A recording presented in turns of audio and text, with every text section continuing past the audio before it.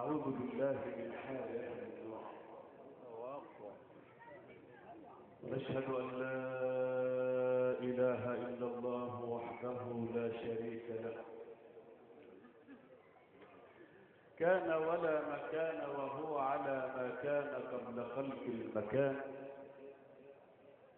لم يتغير عما كان، علم ما كان وعلم ما يكون وعلم ما لا يكون لو كان كيف كان يكون.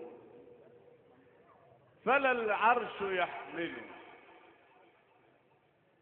ولا الكرسي يسنده، بل العرش وحملته والكرسي وعظمته الكل محمول بلطف إرادته، فلا يحس بالحواس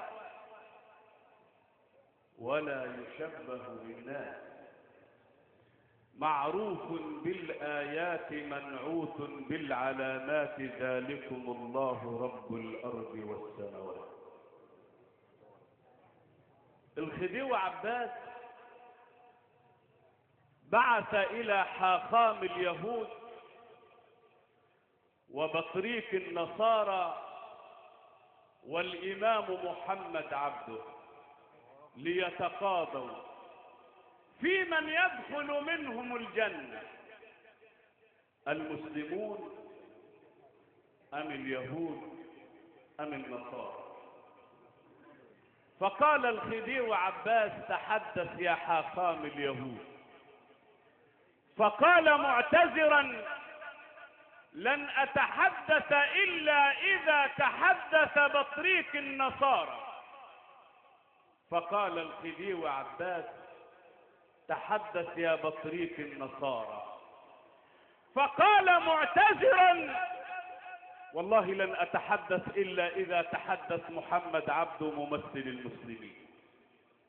فقال الإمام: والله إذا كانت اليهود سيدخلون الجنة فنحن داخليها لأننا آمنا بموسى، وإذا كانت النصارى سيدخلون الجنة فنحن داخليها لأننا آمنا بعيسى، وإذا كنا داخليها فلن تدخلها اليهود ولا النصارى لأنهم لم يؤمنوا برسول الله محمد.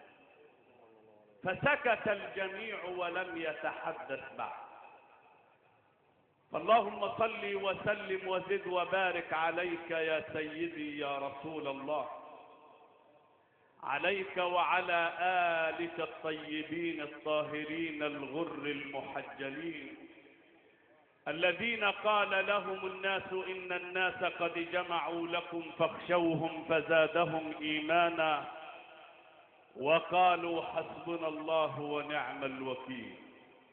أما بعد، فيا أيها الإخوة الموحدون، سلام الله عليكم ورحمته وبركاته. حقيقة استمعت منذ قليل من رجل قارئ وعالم، لا أقولها مجاملة، يعلم الله، رجل يعي ما يقول. واسمع إلى الحبيب المصطفى صلى الله عليه وسلم وهو يقول: اقرأوا القرآن فإنه يأتي يوم القيامة شفيعا لأصحابه. والأم الراحلة رحمها الله عاشت الحياة بحلوها ومرها، أنجبت رجالا يعرفون الله، وليس كل الرجال رجال. الله سبحانه وتعالى هو الذي قال ذلك: من المؤمنين رجال، صفتهم يا رب، صدقوا ما عاهدوا الله عليه، فمنهم من قضى نحبه ومنهم من ينتظر وما بدلوا تبديلا. الرجل لم يكن بضخامة جسمه ولا بقوة عضلاته ولا بحسبه ولا بنسبه ولا بتحقيق شخصيته، إنما الرجل بتقربه إلى الله. الله سبحانه وتعالى يقول في بيوت أذن الله أن ترفع ويذكر فيها اسمه يسبح له فيها بالغدو والآصال رجال. صفتهم يا رب رجال لا تلهيهم تجارة ولا بيع عن ذكر الله وإقام الصلاة وإيتاء الزكاة. هؤلاء الرجال يخافون يوما تتقلب فيه القلوب والأبصار. والموت إخوة الإسلام لا يترك عالما لعلمه ولا جاهلا لجهله ولا صغيرا لحداثة سنه ولا كاهلا لكهولته. إن كل من في السماوات والأرض إلا آتي الرحمن عبدا لقد أحصاهم وعدهم عدا وكلهم آتيه يوم القيامة فردا. وتزودوا فإن خير الزاد التقوى. تزودوا حاسبوا أنفسكم. ما تقولش أيام أنا بقضيها، لا، ستسأل عن ولدك، ستسأل عن مالك، ستسأل عن عملك. لا تزول قدم عبد حتى يسأل عن أربع: عن عمره فيما أفناه، وعن شبابه فيما أبلاه، وعن علمه ماذا عمل فيه، وعن ماله من أين اكتسبه وفيما أنفقه. وإذا كانت مصيبتنا في الأم كبيرة فمصيبتنا في رسول الله أعظم. حضرة النبي عليه الصلاة والسلام الذي علمنا وعلم المتعلمين وأسوة نقتدى بها إلى يوم القيامة. سيدنا النبي عليه الصلاة والسلام كان أسوة في كل شيء. واسمع رب العزة سبحانه وتعالى وهو ينادي علينا في الحديث القدسي ويقول: يا عباد يا عباد يا عباد، من طلبني وجدني، ومن وجدني عرفني، ومن عرفني أحبني، ومن أحبني عشقني، ومن عشقني عشقته، ومن عشقته قتلته، ومن قتلته فعلي ديته، ومن علي ديته فأنا ديته، ومن أنا ديته وصل إلى درجة القرب مني، ومن وصل إلى درجة القرب مني كشفت الحجب بيني وبينه حتى كان عبدا ربانيا يقول للشيء كن فيكون.